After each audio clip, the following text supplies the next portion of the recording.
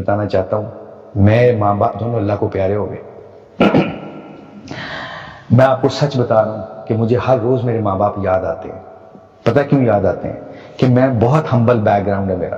میں غریب فیملی سے میرا تعلق ہے. ایک چھوٹا سا کمرہ ہوتا تھا اور میرے باپ مزدور آدمی تھا.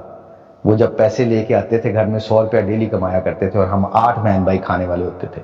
اور مجھے کرکٹ کا جنون کا شوق تھا. میرے پاس بیٹ بھی نہیں تھے. میں میچ کھیلتا کرتا تھا, بغیر شوز کے میچ کھیلا کرتا تھا. اکثر میرے پاؤں پھٹ جاتے تھے. میرے باپ سے یہ دیکھا نہیں جا رہا تھا. انہوں نے مجھے پھر ایک دفعہ بلہ لے کے دیا 350 کا, آج بھی مجھے یاد ہے. اور مجھے کپڑے لے کے دیے, ٹراؤزر لے کے دیا تاکہ میرا بیٹا کرکٹ کھیل سکے.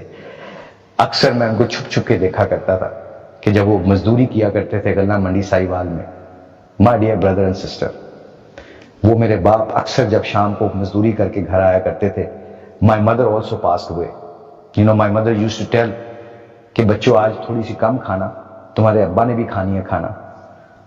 تو اس دن ابا جی کہتے تھے, والد صاحب کہتے تھے کہ آج میں کھا کے آیا ہوں باہر سے.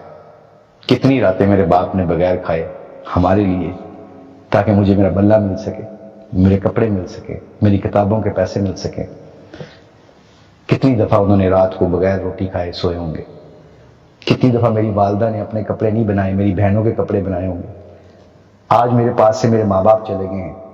آپ لوگوں سے گزارش ہے, please respect your parents. Please, they are the most important people after Allah and His Messenger Prophet Muhammad, peace be upon him, sallallahu alaihi wasallam. They're the most beautiful people of this world, because I don't have them anymore now. If you have them, respect them, please. Never say them کہ don't come to my matters.